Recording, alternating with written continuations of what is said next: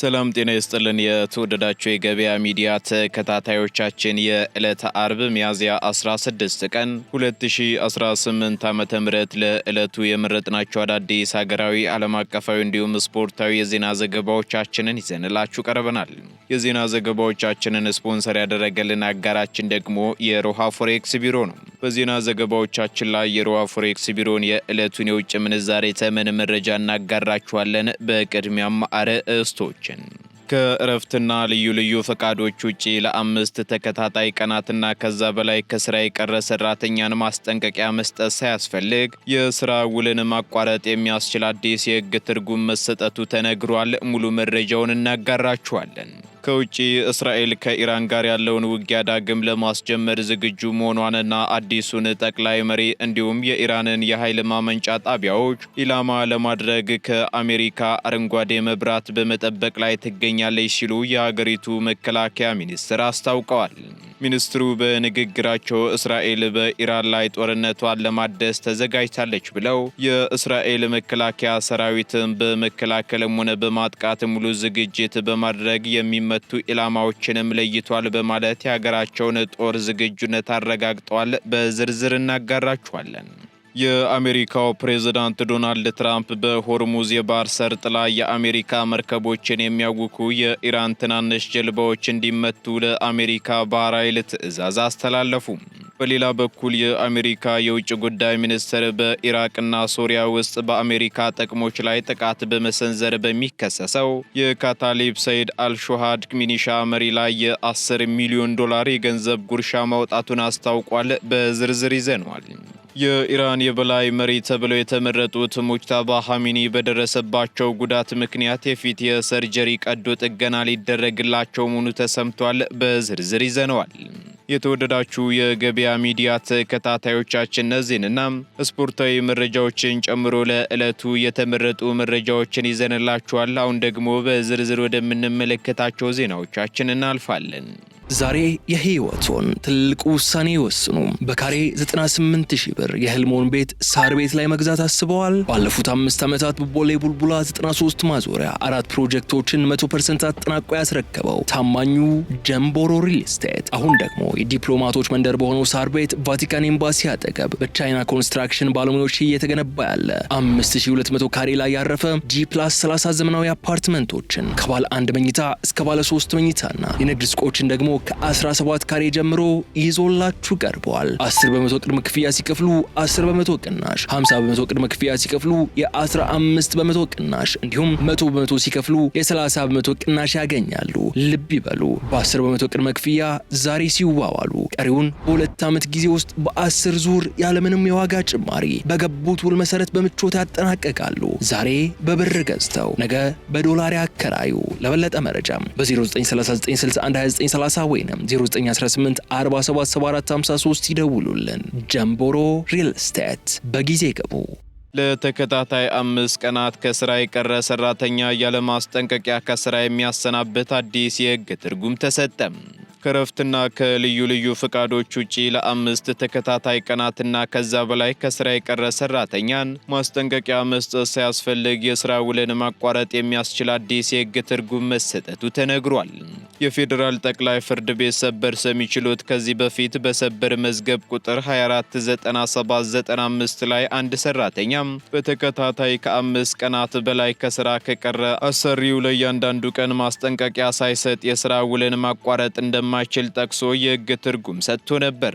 ሆኖም ሰበር ሰሚ ችሎቱ አሁን ላይ አሰሪው ለእያንዳንዱ ቀን ማስጠንቀቂያ ሳይሰጥ ከስራ ማሰናበት የለበትም የሚለውን የሕግ ትርጉም ሽሮታል ተብሏል። ስለሆነም በምትኩ ከእረፍቶችና ልዩ ልዩ ፍቃዶች ውጪ አንድ ሰራተኛ ለ5 ተከታታይ የስራ ቀናትና ከዚያ በላይ ለሆነ ጊዜ ከስራ ከቀረ የጽሑፍ ማስጠንቀቂያ መስጠት ሳያስፈልግ የስራ ውሉን ማቋረጥ ይችላል በሚል ትርጉም ተሰጥቷል ተብሏል።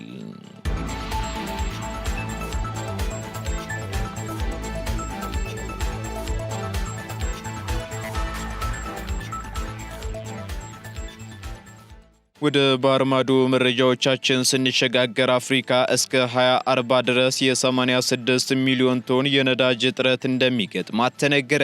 የአፍሪካ ፋይናንስ ኮርፖሬሽን አህጉሪቱ እስከ ፈረንጆቹ 2040 ድረስ የ86 ሚሊዮን ቶን የነዳጅ እጥረት ሊገጥማት እንደሚችል አስታውቋል።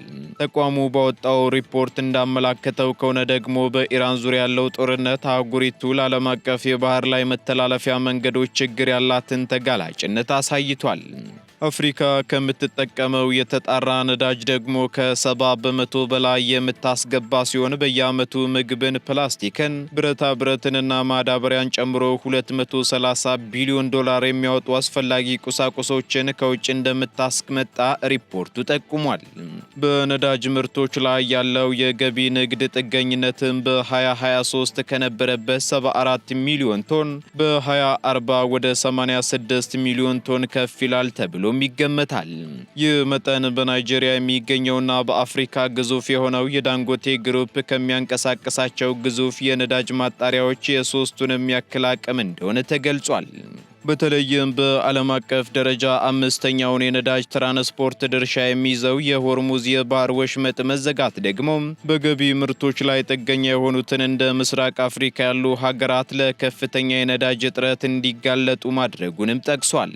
በጉባኤው ላይ ንግግር ያደረጉት የኬንያው ፕሬዝዳንት ዊሊያም ሩቶ በበኩላቸው ጦርነቱ አፍሪካ በሌሎች ላይ ጥገኛ መሆኗን ማቆም እንዳለባት ያሳየ ነውም ብለዋል። ይህ የአፍሪካ የፋይናንስ ተቋም የአህጉሪቱን የኢነርጂ እጥረት ለመፍታትም አዳዲስ የንግድ ማዕከላት መገንባትና ነባር ተቋማት የተሻለ አፈጻጸም እንዲኖራቸው ማድረግ እንደሚያስፈልግም አሳስቧል።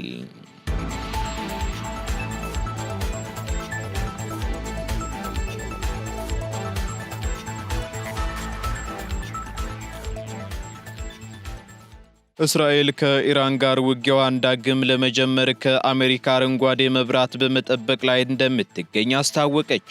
እስራኤል ከኢራን ጋር ውጊያዋን ዳግም ለመጀመር ዝግጁ መሆኗንና አዲሱን ጠቅላይ መሪ እንዲሁም ደግሞ የኢራንን የኃይል ማመንጫ ጣቢያዎች ኢላማ ለማድረግ ከአሜሪካ አረንጓዴ መብራት በመጠበቅ ላይ ትገኛለች ሲሉ የሀገሪቱ መከላከያ ሚኒስትር እስራኤል ካዝ በወቅታዊ የጸጥታ ግምገማ ላይ አስታውቀዋል። ሚኒስትሩ በንግግራቸው እስራኤል በኢራን ላይ ጦርነቷን ለማደስ ተዘጋጅታለች ብለው የእስራኤል መከላከያ ሰራዊት በመከላከልም ሆነ በማጥቃት ሙሉ ዝግጅት አድርጓል፣ የሚመቱ ኢላማዎችም ተለይተዋል በማለት የሀገራቸውን የጦር ዝግጁነት አረጋግጠዋል። ካትስ አክለውም እስራኤል የአሜሪካን አረንጓዴ መብራት የምትጠብቀው ደግሞ በዋናነት በእስራኤል ላይ የማጥፋት እቅድ የነደፈውን የኻሜኒን ስርወ መንግስትና የኢራን የሽብር አገዛዝ አመራር ተላላኪዎችን ሙሉ በሙሉ ለማጥፋት ነው ሲሉም ተደምጠዋል። ከዚህ በተጨማሪ ማዕከላዊ የኃይልና የኤሌክትሪክ ተቋማትን በማፈንዳትና የሀገሪቱን ብሔራዊ የኢኮኖሚ መሰረተ ልማት በማውደም ኢራንን ወደ ጨለማና ወደ ድንጋይ ዘመን ለመመለስ ማቀዳቸውንም በግልጽ ተናግረዋል። እንዲሁም የኢራን የሽብር አገዛዝ እስካሁን ከደረሰበት ከባድ ምት በተጨማሪ በዚህ ጊዜ የሚሰነዘረው ጥቃት የተለየና እጅግ አውዳሚ እንደሆነም አስጠንቅቀዋል። ጥቃቱ የሀገሪቱን መሰረት በሚያናውጡና በሚያፈርሱ እጅግ ስሜት በሚነኩ ስፍራዎች ላይ የሚያነጣጥር መሆኑንም የመከላከያ ሚኒስትሩ አክለዋል።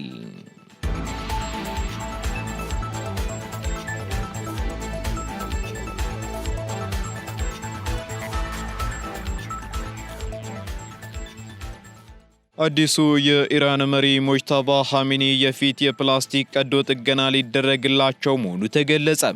የኢራን የበላይ መሪ ተብለው የተመረጡት ሙጅተባ ኻሜኒ በደረሰባቸው ከባድ ጉዳት ምክንያት የፊት የፕላስቲክ ቀዶ ጥገና ሊደረግላቸው መሆኑን ከኒውዮርክ ታይምስ የተገኘው መረጃ ያመላክታል። እንደ ዘገባው ከሆነ መሪው በየካቲት ወር በደረሰባቸው የቦምብ ጥቃት በፊታቸውና በከንፈራቸው ላይ ከፍተኛ ጉዳት ደርሶባቸዋል ተብሏል። ይህ ጉዳት ደግሞ መሪው ሀሳባቸውን በንግግር ለመግለጽ እንዲቸገሩ ያደረጋቸው ሲሆን በአሁኑ ወቅትም የፊት ገጽታቸውን ወደ ቀድሞ ሁኔታው ለመመለስ የፕላስቲክ ቀዶ ጥገና ለማድረግ ዝግጅት እየተደረገ እንደሚገኝ ተገልጿል። ከፊት ጉዳታቸው በተጨማሪ ሙጅተባ ኻሜኒ በአንድ እግራቸው ላይ 3 ጊዜ ቀዶ ጥገና የተደረገላቸው ሲሆን ሰው ሰራሽ እግር እንዲገጠምላቸውን በመጠባበቅ ላይ መሆናቸው ተነግሯል። ምንም እንኳን መሪው በአካል በሕዝብ ፊት ባይታዩም ሀገሪቱን በጽሑፍ መመሪያዎች አማካኝነት እየመሩ እንደሆነም ምንጮች ጠቁመዋል። ሙጅተባ ኻሜኒ የአገሪቱን አመራር የተረከቡት ደግሞ አባታቸው አያቶላ አሊ ኻሜኒ በዚህ ጥቃት መሞታቸውን ተከትሎ መሆኑ ይታወሳል።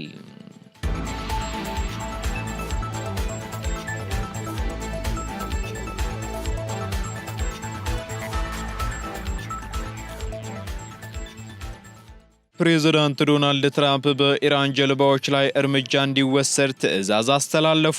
የአሜሪካው ፕሬዝዳንት ዶናልድ ትራምፕ በሆርሙዝ የባህር ሰርጥ ላይ የአሜሪካ መርከቦችን የሚያውኩ የኢራን ትናንሽ ጀልባዎች በከባድ ጥቃት እንዲመቱ ለአሜሪካ ባህር ኃይል ትዕዛዝ አስተላልፈዋል። ፕሬዝዳንቱ በትዊተር ገጻቸው ባስተላለፉት መልእክት የኢራን የጦር ጀልባዎች የአሜሪካን ባህር ኃይል መርከቦች የሚያውኩ ከሆነ ተኩሶ እንዲያጠፋቸው ለባህር ኃይሉ መመሪያ መስጠታቸውን ገልጸዋል።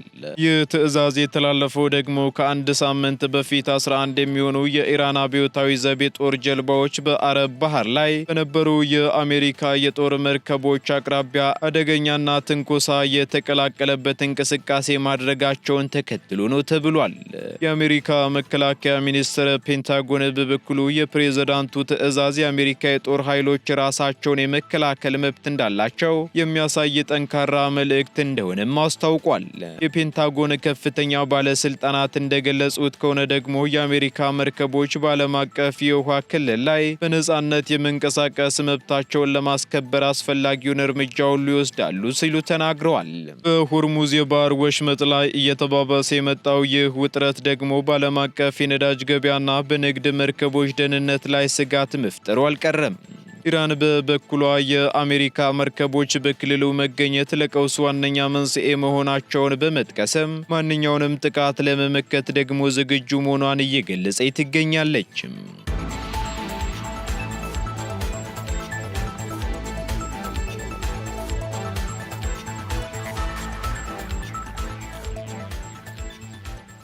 ወደ መጨረሻው ዝርዝር መረጃችን ስንሸጋገር አሜሪካ በኢራን በሚደገፈው የሚኒሻ መሪ ላይ የ10 ሚሊዮን ዶላር የሽልማት ማስታወቂያ ወጣች።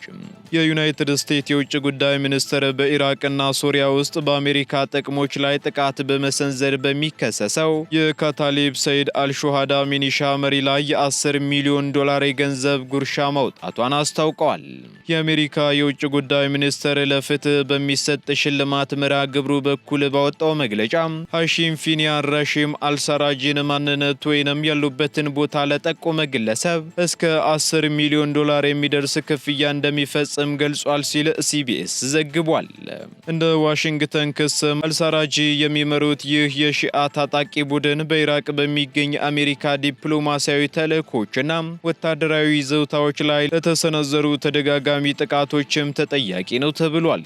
በተጨማሪም ቡድኑ ከሌሎች የኢራን ድጋፍ ካላቸው ታጣቂዎች ጋር በመተባበር በቀጠናው ያለውን መረጋጋት ለማናጋትም እንደሚሰራ አሜሪካ ገልጻለች። የካታሊብ ሰይድ አልሹሃዳ ቡድን ቀደም ሲል በአሜሪካ የሽብርተኝነት መዝገብ ውስጥ የሰፈረ ሲሆን አሁን የወጣው ከፍተኛ የገንዘብ ጉርሻም ደግሞ ቡድኑ የሚያደርሰውን ስጋት ለመግታት አሜሪካ የያዘችው የከረረ አቋም አካል ተደርጎም ተወስዷል። ኢራን በበኩሏ በአካባቢው ለሚንቀሳቀሱ ታጣቂ ቡድኖች የገንዘብና የትጥቅ ድጋፍ ታደርጋለች የሚለውን የአሜሪካ ውንጀላ በተደጋጋሚ ስታጣጥል ቆይታለች። በኢራንና በአሜሪካ መካከል ያለውን ዲፕሎማሲያዊ ውጥረት ይበልጥ ሊያባብሰው እንደሚችል ተገምቷል።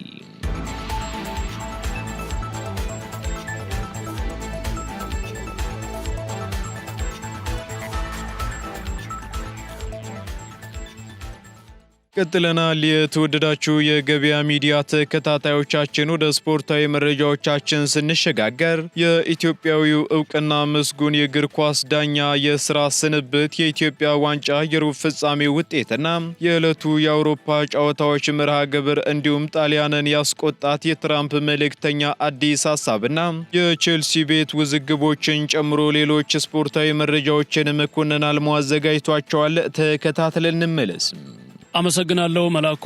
እንደምንውላችኋል ውድ የገበያ ሚዲያ ቤተሰቦቻችን፣ እነሆ የሰዓቱን ስፖርታዊ ዜናዎች ወደ እናንተ አደርሳለሁ። በቅድሚያም የሀገር ውስጥ ኢትዮጵያዊው የ3 ጊዜ የዓመቱ ምርጥ ዳኛ ባለክብር ራሳቸውን ከዳኝነት አግለዋል። ለ25 ዓመታት በኢትዮጵያ እግር ኳስ የዳኝነት ሙያ ያገለገሉት ኢንተርናሽናል ዋና ዳኛ ዶክተር ኃይለ ኢየሱስ ባዘዘው ራሳቸውን ከዳኝነት ሙያ ማግለላቸውን ይፋ አድርገዋል። በኢትዮጵያ ፕሪሚየር ሊግ ታሪክ 3 ጊዜ የዓመቱ ምስጉን ዳኛ ተብለው በመመረጥ ብቸኛው ግለሰብ መሆን የቻሉት ዶክተር ኃይለ ኢየሱስ ከሩብ ክፍለ ዘመን ቆይታ በኋላ የዳኝነት ስራቸውን ማቆማቸውን ገልጸዋል። ዳኛው በስንብት ንግግራቸው ለስኬታቸው ድጋፍ ያደረጉ አካላትን በሙሉ ያመሰገኑ ሲሆን በቀጣይም በክልል ደረጃም ሆነ በኢትዮጵያ እግር ኳስ ፌዴሬሽን ውስጥ በሙያቸው ለማገልገል ዝግጁ መሆናቸውን ጠቁመዋል። ዶክተር ኃይለ ኢየሱስ አሁን ላይ በባህር ዳር ዩኒቨርሲቲ በስፖርት ሳይንስ መምህርና ተመራማሪም ናቸው። ትላንት በተደረገ ጨዋታ ወልዋሎ ዓዲግራት ዩኒቨርሲቲ ለግማሽ ፍጻሜ ደርሷል። በኢትዮጵያ ዋንጫ ሩብ ፍጻሜ ጨዋታ ወልዋሎ ዓዲግራት ዩኒቨርሲቲ መቻልን በመለያ ምት 5-4 በሆነ ውጤት ማሸነፍ ችሏል። ሁለቱ ቡድኖች መደበኛውን የጨዋታ ክፍለ ጊዜ 0-0 በሆነ አቻ ውጤት አጠናቀው ነበር። ውጤቱን ተከትሎ ወልዋሎ ዓዲግራት ዩኒቨርሲቲ በኢትዮጵያ ዋንጫ ግማሽ ፍጻሜውን በመቀላቀል ከመቀለ ሰባ እንደርታ ቀጥሎ ሁለተኛው ክለብ ሆነዋል። የኢትዮጵያ ዋንጫ ሩብ ፍጻሜ በ3ኛ ቀን መርሃ ግብር ዛሬ ቀጥሎ ሲካሄድ ቤንጅማጅ ቡና ከኢትዮጵያ መድን ቀን 9 ሰዓት ላይ በአዲስ አበባ ስቴዲየም ይጫወታሉ።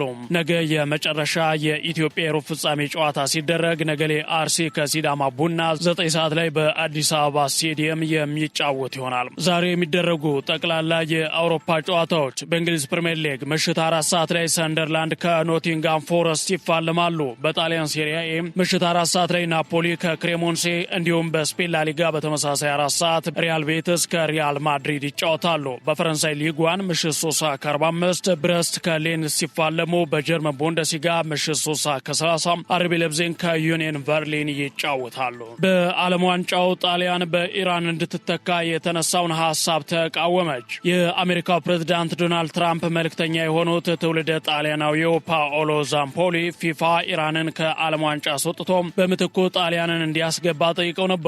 ሆኖም የጣሊያን መንግስትና የሀገሪቱ ከፍተኛ አመራሮች ሀገራቸው በዓለም ዋንጫው ኢራንን እንድትተካ የቀረበውን ሐሳብ በይፋ ተቃውመዋል። የጣሊያን ኦሎምፒክ ኮሚቴ ፕሬዝዳንት ሉቺያኖ ቦንፉግሊዮ በሰጡት ቃል ይሄ ከተፈጠረ እንደ ስድብ ነው የምንወስደው ሲሉ ገልጸዋል። አክለውም የዓለም ዋንጫ ተሳትፎ በችሎታና በጠንካራ ስራ ነው መሆን ያለበት ሲሉ ከሐሳቡ በተቃራኒ ቆመዋል። የጣሊያን የኢኮኖሚ ሚኒስቴር ጆርጌቲ በበኩላቸው ዜናውን አንብቤዋለሁ፣ ለእኔ በጣም የሚያሳፍረኝ ነው፣ በዛ መንገድ ከሄድን አፍራለሁ ሲሉ ተደምጠዋል። የሀገሪቱ ስፖርት ሚኒስትር አንድሪያ አቦዲ በበኩላቸው ይህ አስፈላጊ አይደለም፣ ሜዳ ላይ ነው ማለፍ ያለብን ብለዋል። ጣሊያን በ2026 የዓለም ዋንጫ ማለፍ እንዳልቻለች ይታወቃል። የፊፋው ፕሬዝዳንት ጂያኒ ኢንፋንቲኖ በበኩላቸው ኢራን በዓለም ዋንጫው እንደምትካፈል ከሳምንት በፊት ማረጋገጫ መስጠታቸው የሚታወስ ሲሆን ነገር ግን ጣሊያንን በኢራን የመተካት ፍላጎታቸው 0% ነው ተብሏል። አሰልጣኝ ሮሴኒየርን ባሰናበተው ቸልሲ ቤት ተያያዥ አዳዲስ ነገሮች መሰማታቸውን ቀጥለዋል። በክለቡ መልበሻ ቤት ሁለት ጎራ መኖሩ ሲገለጽ አንዱ የክለቡን ስኬት የሚያልም ሌላኛው ደግሞ በግሉ አጀንዳ የተጠመደ መሆኑ ተሰምቷል። የተወሰኑት የቡድኑ ተጫዋቾች በአሰልጣኝ ኤንዞ ማሬስካ መሰናበት ከፍተኛ ብስጭት ተሰምቷቸዋል ተብሏል። ቀሪዎቹ ደግሞ እሱ አብቅቷል፣ መቀጠል አለብን፣ ክለቡ ከምንም ነገር መቅደም አለበት ባይ ናቸው። አሰልጣኝ ሊያም ሮሴኒየር ከቡድኑ ቢሰናበቱም አንድም የቼልሲ ተጫዋች በማህበራዊ ትስስር ገጹ የስንብት ጽሑፍ አለማስፈሩ ሌላኛው መነጋገሪያ ሆኗል። የተወሰኑ የቼልሲ ተጫዋቾች ሊያም ሮሴኒየር በቂ የእረፍት ቀን አይሰጠንም በሚል ቅሬታ ያሰሙ እንደነበረም ተገልጿል። በወቅቱም ይህን የሰማ አንድ የክለቡ ትልቅ ተጫዋች በንግግራቸው ተበሳጭቶ ተጫዋቾቹን በንዴት አሁንም እየተሸነፍን ነው፣ እረፍት ለመጠየቅ ጊዜ የለንም ብሎ እንደገሰጣቸው የክለቡ ቅርብ ምንጮች ዘግበዋል። በዚህም በሁለት ጎራ የተከፈለው የቼልሲ መልበሻ ክፍል ወደ አንድ ተመልሶ የክለቡን ደረጃ ያሻሽሉ ይሆን የሚለው የሚጠበቅ ነው። መላኩ ለሰዓቱ ያስኳቸውን ስፖርታዊ ዜናዎች በዚሁ ቋጫለሁ። አመሰግናለሁ።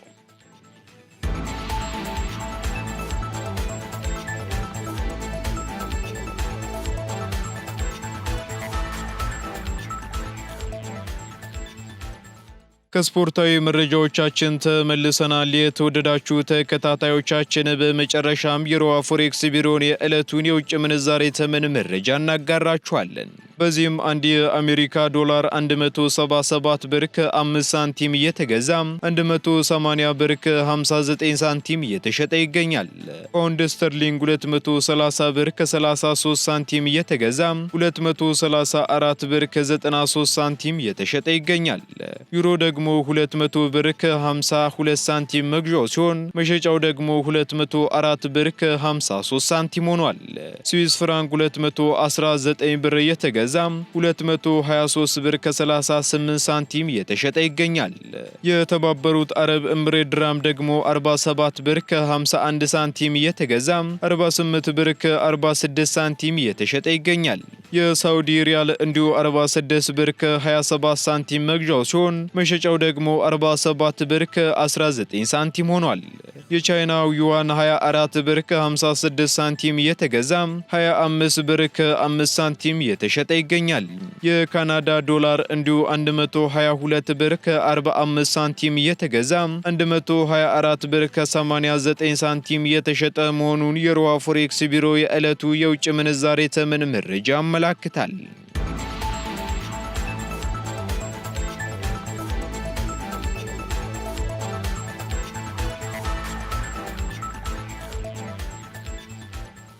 የተወደዳችሁ የገበያ ሚዲያ ተከታታዮቻችን ለዕለቱ የመረጥናቸው ዜናዎቻችን እነዚህን ይመስሉ ነበር። እንዲሁም ስፖርታዊ መረጃዎችን ጨምሮ አዳዲስ ኢኮኖሚያዊ፣ ማህበራዊና ፖለቲካዊ መረጃዎቻችንን ለማግኘት ታዲያም የገበያ ሚዲያን እንድትወዳጁ እንጋብዛለን። ሰናይ ጊዜን ተመኘን። ዛሬ የህይወቶን ትልቁ ውሳኔ ይወስኑ። በካሬ 98,000 ብር የህልሞን ቤት ሳር ቤት ላይ መግዛት አስበዋል? ባለፉት 5 ዓመታት በቦሌ ቡልቡላ 93 ማዞሪያ 4 ፕሮጀክቶችን 100% አጠናቆ ያስረከበው ታማኙ ጀምቦሮ ሪል ስቴት አሁን ደግሞ የዲፕሎማቶች መንደር በሆነው ሳር ቤት ቫቲካን ኤምባሲ አጠገብ በቻይና ኮንስትራክሽን ባለሙያዎች እየተገነባ ያለ 5200 ካሬ ላይ ያረፈ G+30 ዘመናዊ አፓርትመንቶችን ከባለ 1 መኝታ እስከ ባለ 3 መኝታና የንግድ ሱቆችን ደግሞ ከ17 ካሬ ጀምሮ ይዞላችሁ ቀርቧል። 10% ቅድመ ክፍያ ሲከፍሉ 10% ቅናሽ፣ 50% ቅድመ ክፍያ ሲከፍሉ የ15% ቅናሽ እንዲሁም 100% ሲከፍሉ የ30% ቅናሽ ያገኛሉ። ልብ ይበሉ፣ በ10% ቅድመ ክፍያ ዛሬ ሲዋዋሉ ቀሪውን በ2 ዓመት ጊዜ ውስጥ በ10 ዙር ያለምንም የዋጋ ጭማሪ በገቡት ውል መሰረት በምቾት ያጠናቀቃሉ። ዛሬ በብር ገዝተው ነገ በዶላር ያከራዩ። ለበለጠ መረጃም በ0939612930 ወይንም 0918477453 ይደውሉልን። ጀምቦሮ ሪል ስቴት በጊዜ ገቡ።